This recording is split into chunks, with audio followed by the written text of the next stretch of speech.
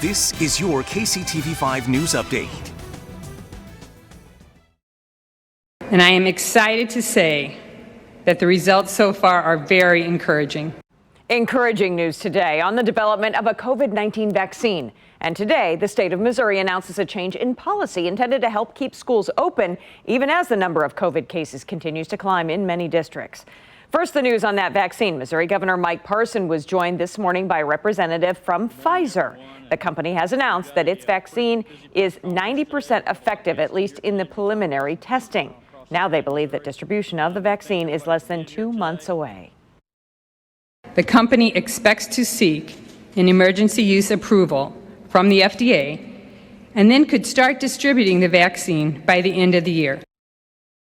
Pfizer says it is gathering information on the safety of the vaccine 60 days after the person receives the second of the 2 shots and plans to submit that data here in the coming weeks.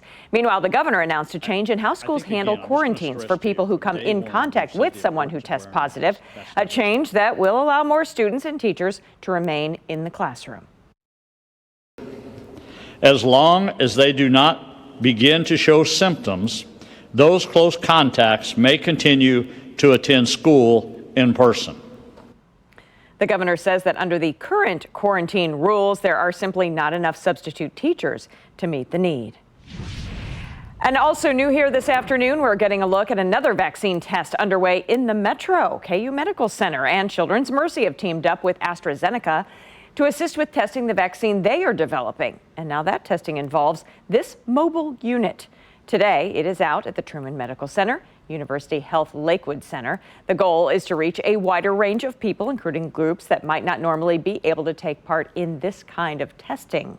Now, this comes at a time that the Metro, much of the country too, is seeing that rapid growth in the number of cases. And that growth is pushing many hospitals to the brink. Take a look at the numbers here from the Mid-America Regional Council. They say out of more than 600 ICU beds in the Metro, only 93 at this point are available.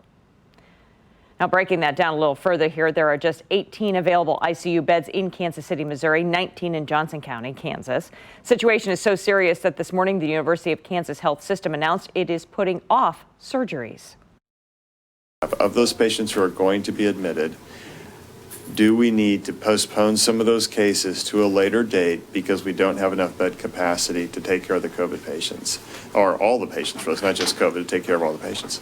And the answer is that as of today, we started postponing cases. Dr. Steit says the hospital hopes the delay for those patients is only about 2 weeks, but of course that depends on what happens next.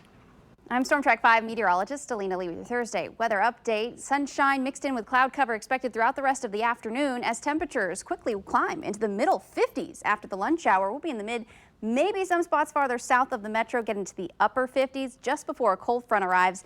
This one is going to move through later on this afternoon and evening and going to drop those temperatures significantly. When you wake up tomorrow morning, we'll be generally below freezing, mid to upper 20s expected. And then the afternoon, not too much better than that. Mostly cloudy sky with a high of 48 degrees. Another system arrives on Saturday, providing us with a chance for some scattered showers, especially early on in the morning, with temperatures only working their way into the low 60s. Have a great day.